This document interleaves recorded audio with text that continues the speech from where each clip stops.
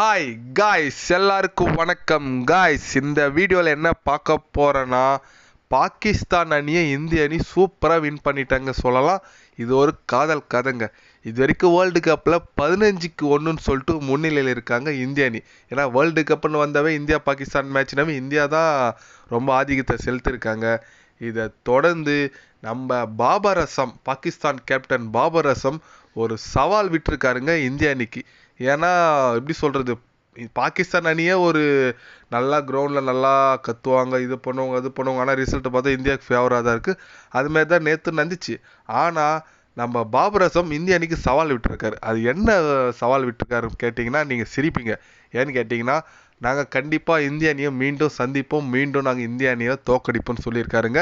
அது மட்டும் இல்லாமல் அவர் சொல்கிறது எப்படின்னா, அடுத்த 2 மேட்ச் இவங்க ஜெயிச்சு யூஎஸ்ஏ எல்லாம் தோற்று இவங்க நல்ல ரன் ரேட்டில் வந்து நம்மக்கிட்ட செமியோ இல்லை ஃபைனலோ இதெல்லாம் வந்து மோதி நம்மளை அடிப்பான் அப்படின்னு சொல்லி நம்ம பாபர் அசம் கனவு கண்டுட்டு இருக்காரு.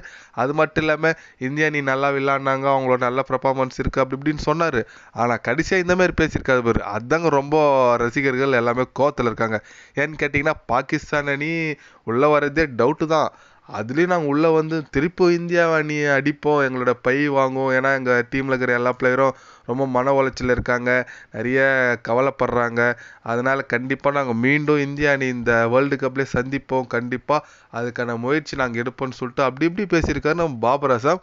அது சாத்தியமானு கேட்டால் கொஞ்சம் டவுட்டு தாங்க.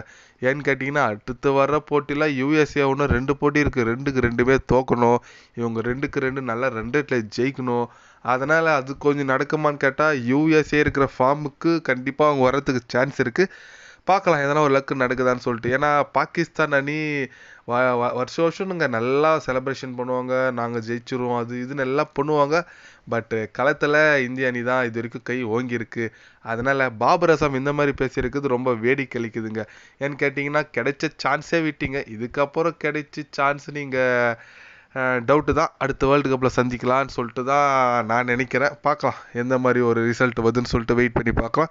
மேக்ஸிமம் இந்த வாரத்தில் தெரிஞ்சிடும் அவங்க சொல்கிறது நடக்குமா நடக்காதான்னு சொல்லிட்டு. அது மட்டும் இல்லாமல் நம்ம இந்திய அணி சூப்பர் பர்ஃபார்மன்ஸ் கொடுத்துட்ருக்காங்க. அது மட்டும் இல்லாமல் ஒரு எப்படி சொல்கிறதுங்க, லோ ஸ்கோரிங் மேட்சை டிஃபெண்ட் பண்ணுறது ஒரு தனி சுகம் தாங்க. நான்லாம் மேட்ச் முடிஞ்சிச்சு, நாங்கள் தோத்துட்டோம் கண்டிப்பாக இந்திய அணின்னு சொல்லிட்டு டிவியில் ஆஃப் பண்ணுற ஒரு நிலைமை ஆயிடுச்சுங்க. ஏன்னா 50 அடிக்கணும் 55 பாலுக்கு அப்படிலாம் இருந்துச்சு. ஆனால் இந்தியா பயங்கரமாக கம்பேக் கொடுத்தாங்க. ஜஸ்பிரீத் பும்ரா ஒரு எப்படி சொல்கிறது, ப்ரைடுன்னு சொல்லலாங்க நம்ம பும்ராவை. இந்திய அணிக்கு இந்தியா கிடைச்ச ஒரு பொக்கிஷன் சொல்லலாம் பும்ரா. அந்த அளவுக்கு நல்லா போட்டாங்க.